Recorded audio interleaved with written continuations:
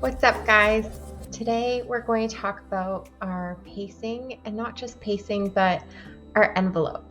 So a lot of the time we talk about how much activity we can do before feeling symptoms and before feeling fatigued. So when we look at pacing, we can even dial it in a little bit further and look at our smaller envelopes. So all 7 areas are important and deserve your attention. By zeroing in on each of the areas, one by one, you can gradually build a detailed understanding of your limits and vulnerabilities. So the Energy Envelope Worksheet, I'll attach to my website. You can go there and download it. And it's a tool where you can use it for looking at these specifically. For an example of defining the many envelopes. So all 7 areas are important and deserve your attention. By looking at them closely, one by one, you can gradually build a more detailed understanding of your limits and your vulnerabilities, depending on more specific to your illness. Everybody has a different illness, and even 2 people with the same chronic fatigue disorder will react differently depending on their body type and depending on a whole bunch of things like stressors, mental health, those kind of things, and the way that those affect them personally will affect these little envelopes and how much symptoms come on. So looking at them closer could be helpful. What do you think? Don't forget to subscribe and like as we go. And now we'll move on to the goal portion.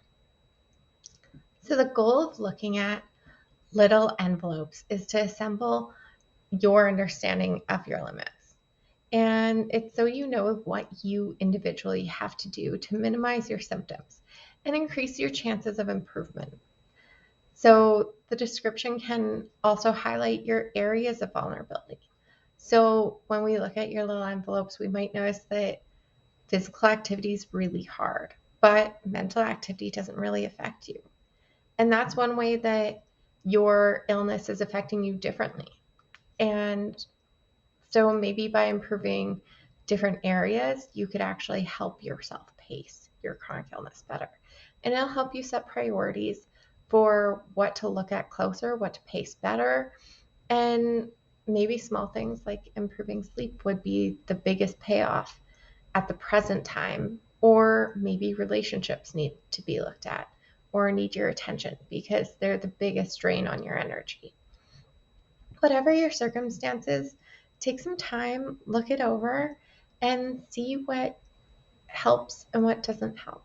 Maybe looking at them in a notebook can help you chart them over a week or 2 weeks and see how much each specific smaller envelope affects you most and affects your illness.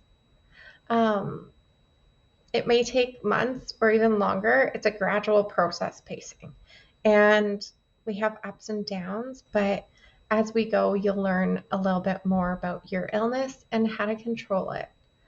And every step you take is another step towards helping you balance your life a little bit better. So I hope you do well. I hope you enjoyed this video. Good luck. Bye for now.